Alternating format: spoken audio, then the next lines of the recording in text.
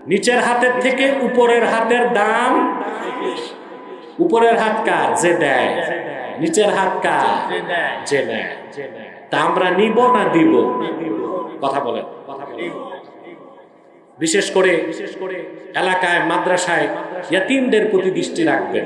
ওরা সবচেয়ে অসহায়, বাবা নাই মা নাই, ঠিক না? তাদেরকে শুধু খাওয়াবেন তাই না, বুকের সাথে জড়ায় ধরে মাথায় হাত রাখবেন, ক্ষুধার্ত মানুষকে খাদ্য দিবেন। এক সাহাবী এসে আল্লাহর হাবিবের কাছে শিকায়ত করলেন, ইয়া রাসূলুল্লাহ, ইয়া হাবিবাল্লাহ, আমার মনটা খুব শক্ত, নরম হয় না। মনটা খুব, আমাদের মনটাও শক্ত না। কথা বলেন। আপনারা দেখেন না, কালেকশনের বক্তা এসে 1 ঘন্টা বয়ান করার আগ পর্যন্ত কারো মনই গলে না। কত শক্ত আমাদের মনটা। 1 ঘন্টা বয়ান করে কি জন্য? কালেকশনের জন্য, মনটা গলানোর জন্য। মন কত শক্ত আমাদের। সাহাবী এসে রাসূলুল্লাহ সাল্লাল্লাহু আলাইহি ওয়াসাল্লামের কাছে বললেন, আমার মনটা খুব শক্ত, নরম করতে চাই। আল্লাহর হাবিব কি সবক দিলেন, কান পেতে শুনবেন। আল্লাহর হাবিব সাহাবীকে বললেন, ইমসাহ রাসাল ইয়াতীম ওয়া আত'ইমিল মিসকিন, তুমি ইয়াতীমদের মাথায় হাত রাখবে আর অভাবগ্রস্ত মানুষকে খাওয়াবে। তার মানে যে ব্যক্তি ইয়াতীমের মাথায় আদরে সোহাগে হাত রাখে, অভাবগ্রস্ত মানুষকে পানাহার করায়, আল্লাহ তার মনের মধ্যে রহমতের দরিয়া বানায় দেয়। তার মন গলে যায়, মন নরম থাকে। যার মন নরম সে সব সময় আখিরাতমুখী হয়, আর যার মন শক্ত ও সব সময় দুনিয়ামুখী হয়। ঠিক কিনা বলে? তাহলে আমরা মানুষকে দান খারাপ করবো না ইনশাআল্লাহ। হযরত আলী নামাজে শুধু আংটিটা দিয়ে দিচ্ছেন, আল্লাহ কত খুশি হয়ে গেছে। হযরত আলীকে উম্মতে মুসলিমার অভিভাবকের মর্যাদা আল্লাহ দান করে দিয়েছে। এখন হযরত আলী অভিভাবক হইছে কিভাবে, এটার ব্যাখ্যা না জানলে তো আগাগোড়া কিছুই বুঝবেন না। পৃথিবীতে হক তরিকা আছে 127টা। কয়টা? 127টার মধ্যে 100 অধিক তরিকা পৌঁছেছে মাওলা আলী পর্যন্ত। 100-র উপর তরিকা পৌঁছেছে হযরত আলী রাদিয়াল্লাহু তাআলা আনহু পর্যন্ত। বাকি কিছু তরিকা পৌঁছেছে সিদ্দিক আকবর পর্যন্ত। সুবহানাল্লাহি বিহামদি। এর থেকেই বোঝা যায় ইলমে মারিফতের দৃষ্টিকোণ থেকে গোটা উম্মতে মুসলিমার অভিভাবকের মর্যাদা আল্লাহ হযরত আলীকে দান করে দিয়েছে। অবশ্যই সর্বশ্রেষ্ঠ সাহাবী হযরত আবু বকর, তারপর হযরত ওমর, তারপরে হযরত ওসমান, তারপরে হযরত আলী। হযরত আলীর এই ফজিলতটা হচ্ছে জুজই, আর আবু বকর, ওমর, ওসমান তাদের ফজিলতটা ছিল কুল্লি। এটা ভিন্ন বিষয়, এগুলো ক্লাসে বা দার্সের আলোচনা। মাহফিলে যতটুকু দরকার আমি ততটুকু করে দিলাম।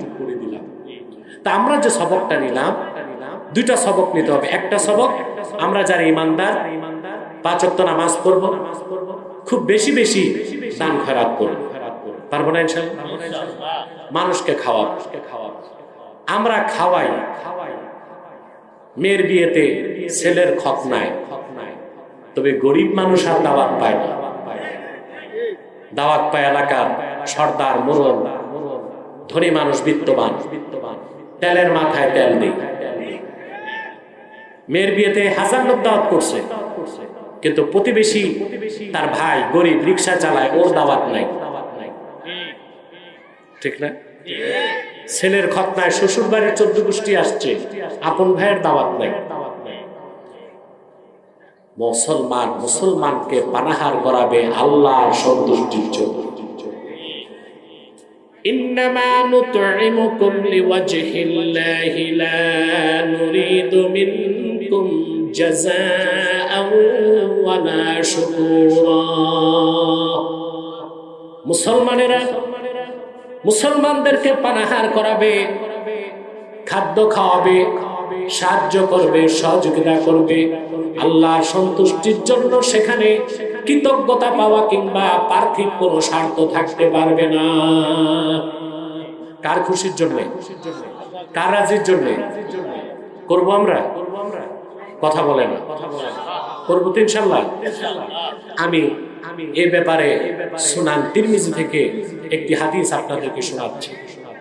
আপনারা মানুষকে খাওয়াবেন, মানুষকে সাহায্য করবেন, বস্ত্রহীনকে বস্ত্র দিবেন, খাদ্যহীনকে খাদ্য দিবেন, চিকিৎসা সেবা বঞ্চিত যার তার চিকিৎসার ব্যবস্থা করবেন।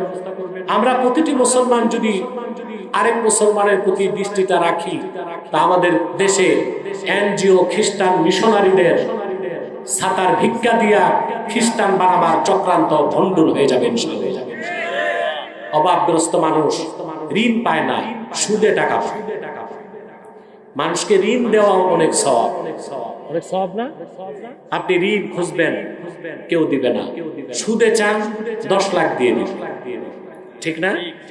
এটাকে আপনি উপকার করলেন না ব্যবসা করলেন? কিসের ব্যবসা? সুদের ব্যবসা, ঠিক না? তিরমিজির একটা হাদিস আপনাদেরকে শোনাচ্ছি। একজন মুমিন আরেকজন মুমিনকে সাহায্য করলে আল্লাহ কত খুশি হন, একটা দৃষ্টান্ত আমি সুনান তিরমিজি থেকে আপনাদেরকে দিচ্ছি। রাসূলুল্লাহ সাল্লাল্লাহু আলাইহি ওয়াসাল্লামের একজন সাহাবী মদিনাতুল মুনাওয়ারাতে 3 দিন রোজা রাখলেন, কিন্তু তিনি ইফতার করার, সাহরি করার কিছু পান নাই। 3 দিনই রোজা রাখলেন, পানি খেয়ে রোজা রাখলেন, পানি খেয়ে সাহরি করলেন। চতুর্থ দিন আল্লাহর হাবিবের এক সাহাবীর কাছে এসে বললেন, ভাই আজকে 3 দিন আমি অভুক্ত, যদি আজকে রাতে আপনার বাড়িতে মেহমান হতে পারতাম। সাহাবী বললেন, ঠিক আছে, এশার নামাজের পর আপনি চলে আসতেন। শুনতেছেন? সাহাবী দৌড়িয়ে বাড়িতে আসলেন, আপন স্ত্রীকে ডেকে বললেন, ঘরে কি আছে বলো। বলে, কেন? সাহাবী বললেন, আল্লাহর হাবিবের একজন সাহাবী আসতেছে, 3 দিন তিনি কিছু খেতে পান নাই, প্রচন্ড ক্ষুধার্ত, তারে মেহমানদারি করতে হবে।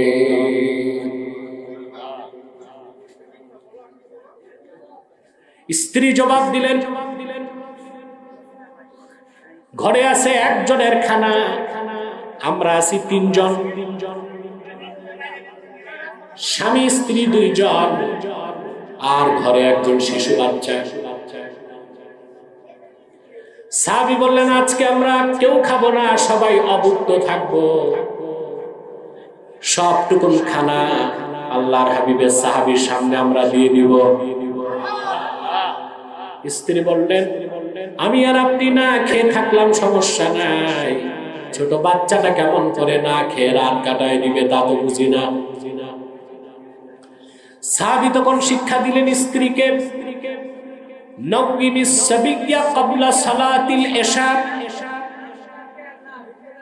ইশার নামাজের আগে ছোট বাচ্চাটারে তুমি ঘুম পাড়ায় দাও, ঘুমে ঘুমে তার রাত কেটে যাবে, খাবারের দরকার হবে না। যখন মেহমানের সামনে খাবারের খাজান চাইনে রাখবা, কৌশলে বাতিটা নিবায় দিও, কারণ মেহমান যদি আমাদেরকে সঙ্গে নিয়ে খেতে বসেন, তার খানায় টান পড়ে যাবে।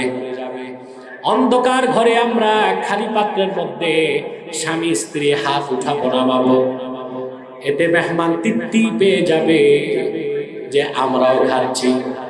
একজন মুসলমান আরেকজন মুসলমানকে উপকার করার ক্ষেত্রে কতটা নিঃস্বার্থ হন, আল্লাহর হাবিবের মহান সাহাবীগণের সিরাত থেকে আমরা তা খুঁজে পাই।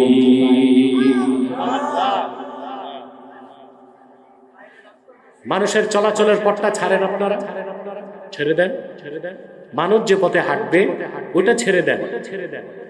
যারা আছেন পিছনে চলে যান, কিংবা প্যান্ডেলের স্টেজের পিছনে যান। মানুষের চলতে তো কষ্ট দেওয়া যায় না, অসুস্থ মানুষও তো থাকতে পারে না। প্রিয় ভাইরা, শুনতেছেন? আর কয়েক মিনিট ইনশাআল্লাহ। কথা যথেষ্ট হয়ে গেছে, আপনাদেরও কষ্ট হচ্ছে, আমিও আর আপনাদের কষ্ট দিতে চাচ্ছি না। সাহাবী এশার নামাজের পর আসলেন, বাচ্চাটাকে ঘুম পাড়ায় দেওয়া হলো, ঘরের সবটুকুন খাবার রাসূলুল্লাহ সাল্লাল্লাহু আলাইহি ওয়াসাল্লামের সাহাবীর সামনে এনে রেখে দেওয়া হলো। তৃপ্তির সাথে সাহাবী খেলেন, তৃপ্তির ঢেকুর তুলে বাড়ি চলে গেলেন। ঘরের শিশুটা না খেয়ে রাত কাটায় দিল। স্বামী স্ত্রী পানি দিয়া সাহরি করে ঘুমায় গেলেন। মসজিদ নববীতে ফজরের আজান হয়ে গেল। সাহাবী উঠে দৌড়িয়ে নামাজ পড়তে গেলেন মসজিদ নববীতে। আল্লাহর হাবিব সাল্লাল্লাহু আলাইহি ওয়াসাল্লাম ফজর নামাজের পর সাহাবীর দিকে ঘুরে বসলেন আর বললেন, গত রাতে তুমি আর তোমার স্ত্রী এমন কি আমল করেছো, আল্লাহ রাব্বুল আলামিন মহা খুশি হয়ে গেছে। সাহাবী বলেন, ইয়া রাসূলুল্লাহ, ইয়া হাবিবাল্লাহ, তেমন কোন বড় আমল করতে পারি নাই। আপনার একজন সাহাবী 3 দিন কিছু খায় নাই, রোজাদার সাহাবী। আমার ঘরে যা ছিল না খেয়ে সবটুকুন খাদ্য তার হাতে তুলে দিয়েছি, এর চেয়ে বেশি কিছু করি নাই। আল্লাহর হাবিব বললেন, এতটুকুন কাজে আল্লাহ কত খুশি জানো? আল্লাহ কোরআনে আয়াত নাজিল করে দিয়েছেন, ওয়া ইউথিরুনা আলা আনফুসিহিম ওয়ালাউ কানা বিহিম খাসাসা।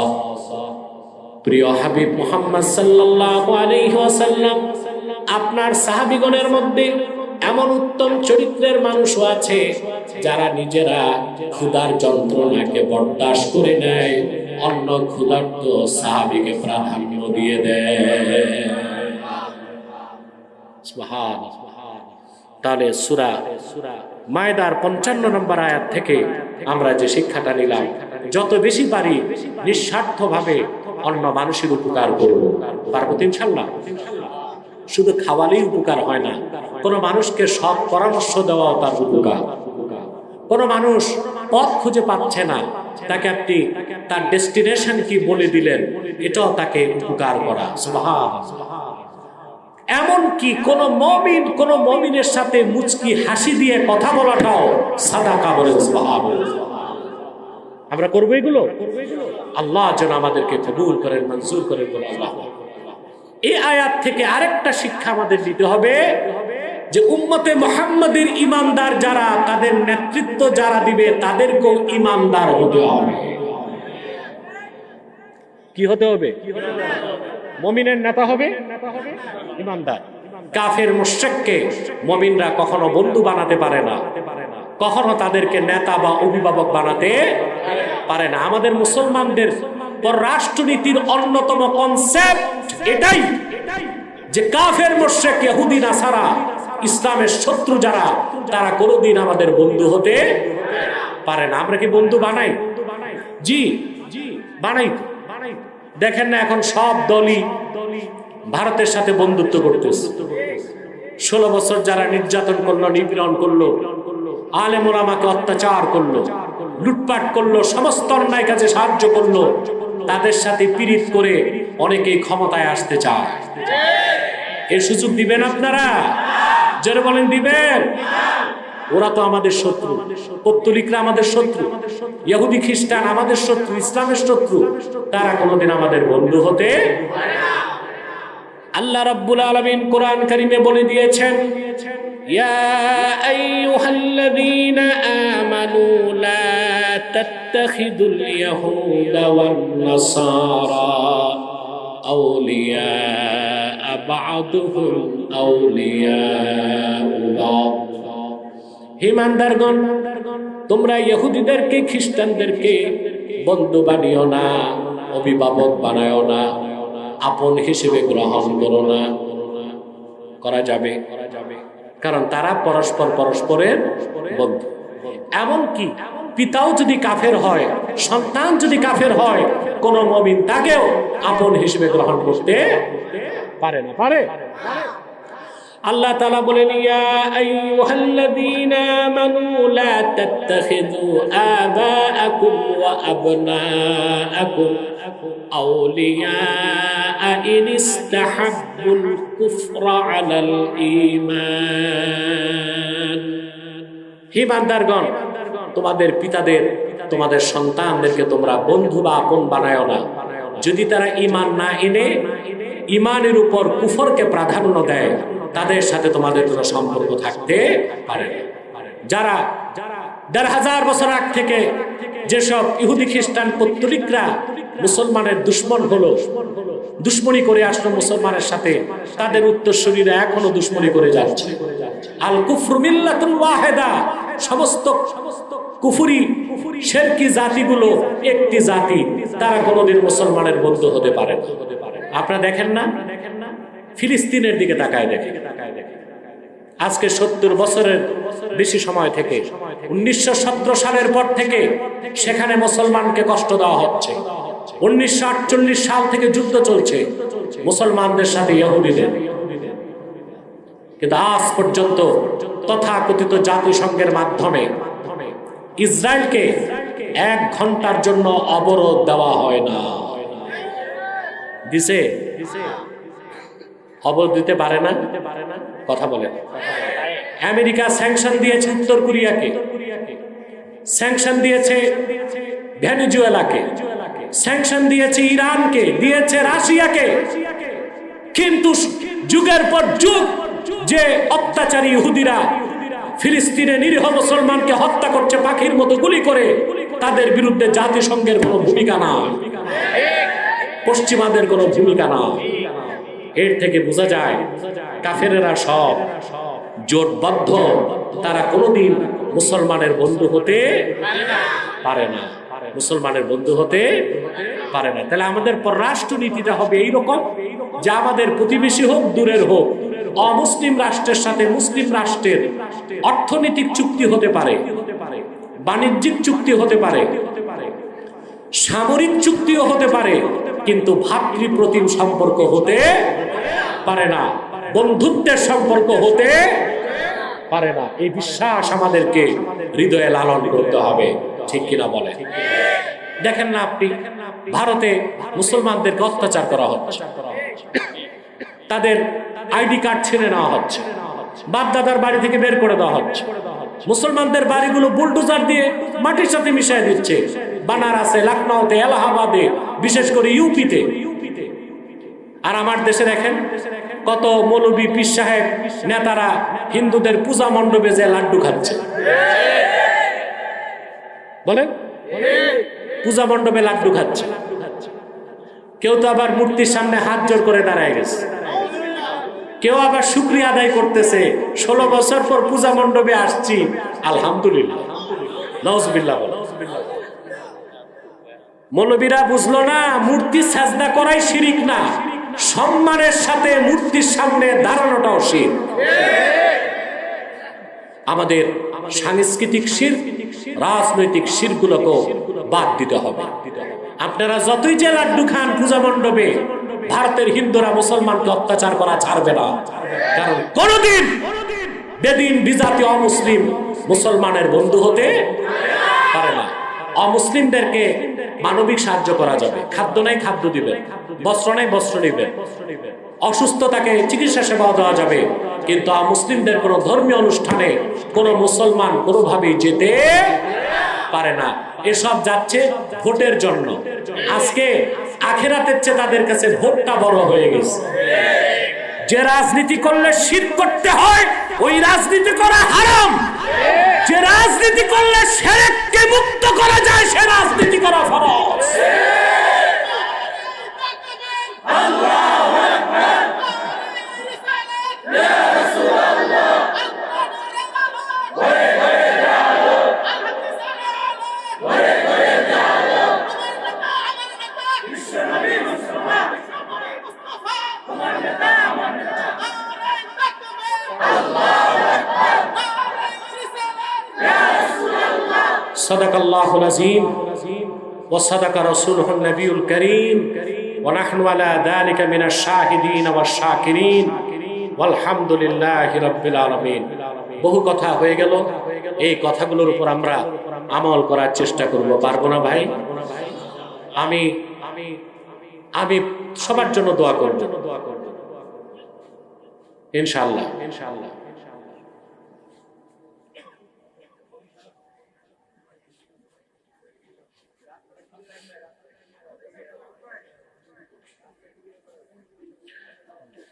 ঠিক।